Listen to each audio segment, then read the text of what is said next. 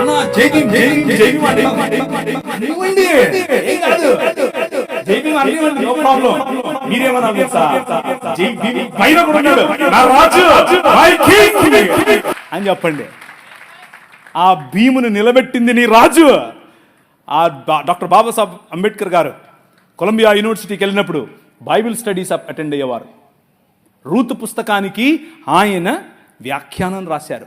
He was a practising Christian. ఆయన practising Christian అండి బాబు.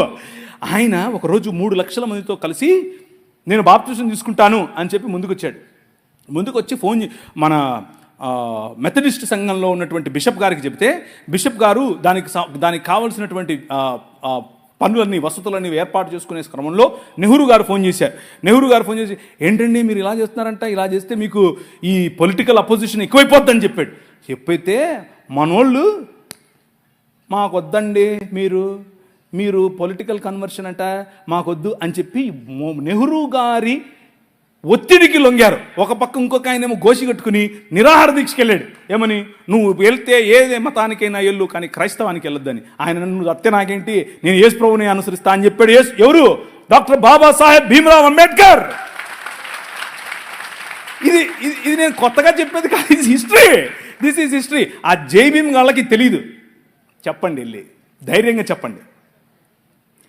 ఆయన మనము కాదంటే, మనము చీత్కరిస్తే మేము మిమ్మల్ని ఆహ్వానించము అని చెబితే ఆయన అన్నాడు, నువ్వు ఓడరా నన్ను ఆహ్వానించేది, నేనే కొత్త మతం పెడతానని చెప్పి బౌద్ధంలోకి వెళ్ళి బౌద్ధంలో కొత్త మతం స్థాపించాడు. ఆ మతం ఏంటనుకుంటున్నారు? క్రైస్తవమే.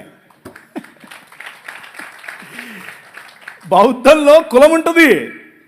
బౌద్ధంలో అనేక రకాలైనటువంటి, ఇప్పుడు వజ్రయాన తీసుకోండి, మహాయాన తీసుకోండి, హీనయాన, అన్ని యానాల్లో కూడా వేరు మత సంబంధమైనటువంటి పనులు ఉంటాయి. ఈయన అవన్నీ తీసేసి యేసు ప్రభు చెప్పినటువంటి విలువలతో బ్రతికే ఒక కొత్త మతాన్ని స్థాపించాడు. దాట్ ఈజ్ ఈ రోజు ఉన్నటువంటి భారతీయ నవయాన బుద్ధిజం. అది ఇంకేదో కాదు, క్రైస్తవమే. కాకపోతే వాళ్లకు క్రీస్తు తెలియదు, విలువలు మాత్రం తెలుసు.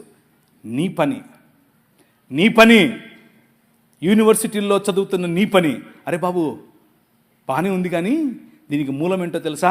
మై కింగ్ అని చెప్పాలి. నా రాజు, ఆయన కారణంగానే భీమ్ ఉన్నాడు అని చెప్పాలి. అది నీ పనే. సంస్కృతులు నీ ముందు డెవలప్ అవుతాయి, సంస్కృతులు నీ ముందు షేప్ చేసుకుంటాయి. ఆ సంస్కృతులను చెరపట్టి క్రీస్తు పాదాల దగ్గరికి తీసుకొని రావటం నీ పనే. 2